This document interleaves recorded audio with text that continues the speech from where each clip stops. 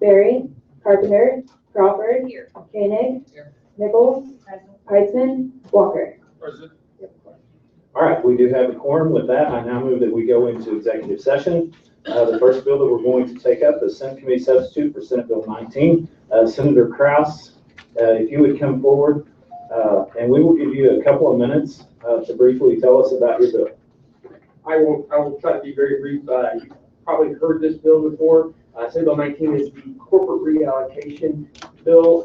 We passed it last year. Governor vetoed it. We were not able to override. This bill was also passed as part of House Bill 128 a few years ago. The governor, when he implemented it, only implemented it for the manufacturing side. This just allows another option for corporations to file their tax return. I'm glad to answer questions. Try to stay under 2 minutes. Chairman Koenig, if you would tell us how the bill went in committee. The bill passed 9-2. There was a whole slew of people testifying in favor. I think this is a good bill. It just makes it so that way we want to have more businesses headquartered in the state of Missouri, and I think this will help that. All right. Are there any questions from members on the committee for either the sponsor or for Chairman Koenig? Representative Nichols. To inquire. Proceed. Do you know why the governor vetoed it last year?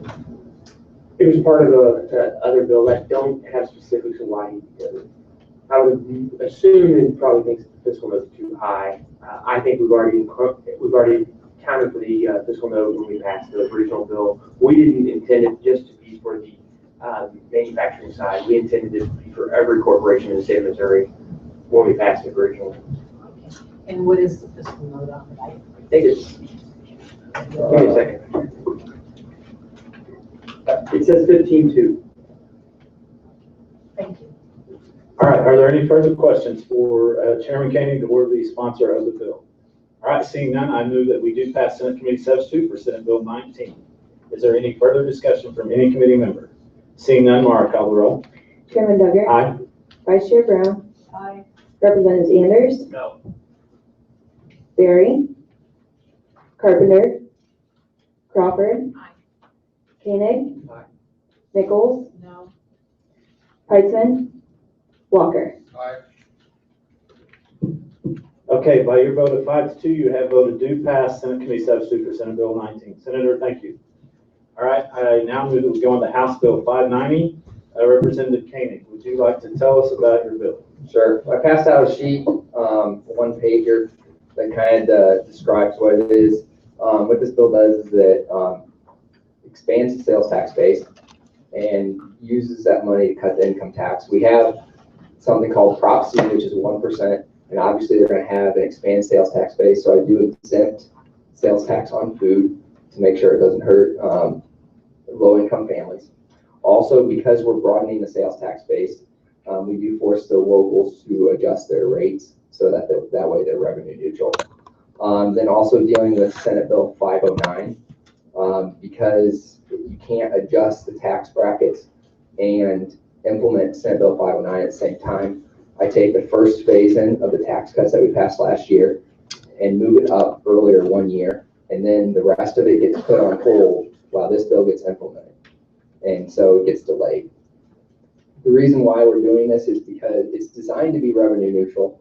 If you look at the fiscal note, it shows a high fiscal note is because their interpretation was the implementation of the sales tax base happened at a different time, even though I don't believe that was the case. So we do have an amendment that we passed in committee to adjust those brackets to try to make it revenue neutral. The reason we're doing this is because the income tax is destructive towards economic growth, and so this is a way to reform it. If you look at the states that don't have an income tax or the states that have implemented income tax over the last 50 years, those states are absolutely doing a lot worse because they have an income tax. So with that, I'll take any questions. All right, let me start. And we'll move on to the other committee members. How does this affect the local governments, the counties and the cities? How does this affect them? All right, because we're going to be taxing more items, they do have to adjust the rates to be revenue neutral. And I put the state treasurer in charge. he has to sign off on those rates, and there's an appeal process, so if they don't like their rate, they can appeal it to the state treasurer. And the Department of So, Revenue. but what assurance do you have that they're going to still be at the same, collect at the same level that they are now? And does that tie up any future growth where they couldn't have any growth in the future? No, they can still have growth. They have up to 3 years to appeal their, if they don't agree with their rate that they have. And then while they're in that appeal, does it lock out their rate, or what does it do while they're in the appeal process?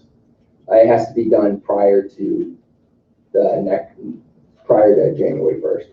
So they're going to get their rate, then they have a period of time where they can appeal it before it gets implemented.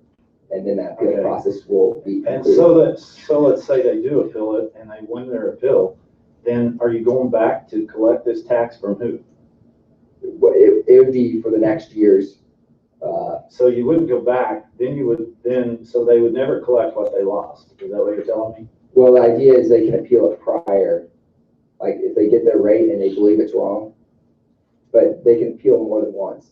But you just said the appeal process is 3 years, so we're 3 years out before. No, they have up to 3 years. Right, but let's say they don't appeal till in the 3rd year. So then they lose that tax and it gets added on for the next year. Then it gets adjusted from that point forward. So then they just lost. For the 3 years, they just lost. Well, if they lost money in the first year, I don't think they would wait 3 years to appeal. Right, but how long are these appeals processes gonna take place? I mean, is it gonna be something, have you put something in here to make it? Yeah, there's an end time. There's an end time on when the appeals board, is it an appeals board or is It goes to the Department of Revenue, and then the state treasurer has to oversee it and sign off on it. okay. Because I wanted an elected official that was in charge of it. So then my second line of questioning is, what are you putting the sales tax on? The biggest thing is services, but there's also a number of exemptions. So business to business is exempt. Anything medically related services, agricultural, stocks and bonds, insurance products, new construction. I have a one-page sheet that I'm basically just going off utility services. And you're taking it off of the income tax, is that right? All right, so tell me this, if you're an elderly person living in my district, which I have a lot of them, who are on a very limited income, and they don't pay income taxes. So now that you're going to start putting a tax on the services that they get. Yeah, but let's keep in mind, we're actually eliminating the sales tax on food, which is something that they would, with regard to Prop C, because they're gonna have an expanded sales tax base. And then also anything that they purchase today, whether it's clothing, anything they purchase today that has sales tax will actually be reduced. All right. Are there any questions from the committee members? Representative Crawford, To inquire. proceed. Thank you, Mr. Chairman. Representative, I have a bill this year that exempts sales tax on used mobile homes because that's been, it kind of relates back to housing, and those used mobile homes are actually chattel. They're not real estate. So with this bill, My intention would not be to affect that. okay, so we may need to take that into consideration at some point because I saw the real estate services are here, but the mobile homes that are exempted under my bill are not real estate. I'm more than happy to take a look at it. My Okay. intention is not to. All right, thank you. Representative Walker, To inquire, proceed. I'd like to inquire, what impact does this have on local communities who have put in place local sales tax for economic development or for a spatial transportation district? Many rural areas have worked in partnership with MoDOT to get 4-lane roads built, and then also several communities have worked to get their economic development programs established using a 1/2 cent sales tax locally, which have been approved by local voters and that sort of thing. So I'd like your input on that. Yeah, we're not raising any sales, like the actual rates, we're not raising. But since we are expanding the base, the number of items that's being taxed, they will have to adjust their rates. But the idea is I did my best to try to keep them revenue neutral and not harm them. Yeah, but if you're collecting a 1/2 cent sales tax for economic development or for transportation, and you have to adjust that rate, and it looked like the adjustments would have to be lessened. That would have a fairly significant impact, I believe, upon what the local communities would want to be doing with their funding. And I don't think that your bill addresses that well enough to protect those funds that citizens have voted for. Well, give me suggestions, because Yeah, I got a suggestion. I'll probably vote against the bill. Representative, let me ask you this. Do you plan on fixing the problems? like I said, if there's a better way to do it, I'm more than happy to look at it. I'm more than happy to, because my intention is not to harm any of the local, tax jurisdictions. All right, Representative Nichols, To inquire, proceed. you said that there was no tax on real estate, but there is a tax on services. So would a real estate agent Oh, selling no, houses that's right, get that's specifically exempted. all real estate transactions, services for real estate? Okay, thank you. All right, are there any further questions from any committee member? All right, Representative, let me just ask you this. Do you want to try to take a vote on this today, or do you want to try to get with some of the members and maybe do a amendment to try to fix this? Tell me what you want to do. I'm sure we can do that if you want to take a look at that, I'm more than happy to do that.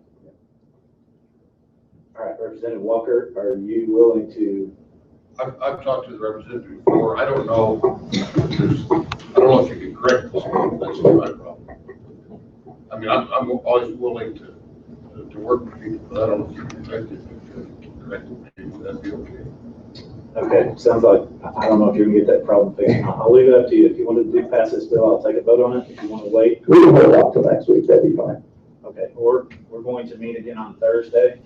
So if by then you want to make a decision,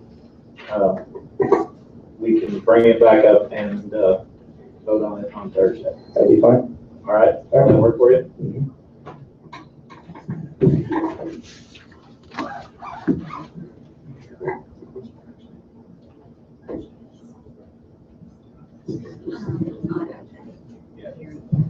All right, with that, I move that we adjourn.